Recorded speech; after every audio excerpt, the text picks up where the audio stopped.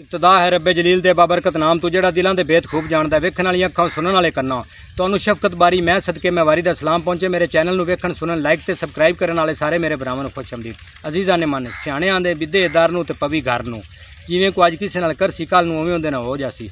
जिमीदार कोल डंगर व्यापारी खरीदन जावे ना तो एडा रेट कोई नहीं लांदा, ते ओह जिमीदार नू केड़ा पता हुंदा भी मंडियां च रेट चलदा पिया ते डंगर दा रेट है। वह आखसी कोनी बारे च लै ओ गल सी चा उन्होंने हटा ते हट के उनका गल्ला व्यापारी होर आ जासी तो होर थोड़े मुल ला सी तो इवें उन्होंने ना घबरा बुंदला के तो उनके कोल आने पौने डंगर लै लै। जिवें हुण कमान की फसल ते इन्ना बंदा वक्त ते खर्चा करता है तो मुड़ गन्ने इकट्ठे करके ट्रालियां ते लत्त जां मिलां ते सड़दा ते अगू मिलां तो चंगा रेट कोई नहीं टींदा।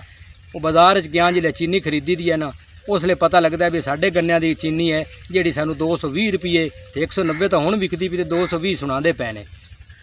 तो स्टाक उन्हें जिन्ना की होंगी वह भी कोई पुराने रेट से नहीं देंगे, वो आते लो जी महंगी हो गई, वह भी नवे रेट लाई आते हैं। चाइना च अंडा महंगा हो गया तो उन्हें अंडा खाना छड़ दिता। इत्थे जी शे महंगी होवे असी होर गणी खरीदने तो है निरी बीमारी तो शुगर बंदा होर कुछ है खावे ना खावे तो बल्ले बल्ले उठ के तो शुगर की दवाई खाता है। बंदा सी तो किसी हकीम को दवाई लवन वग गया।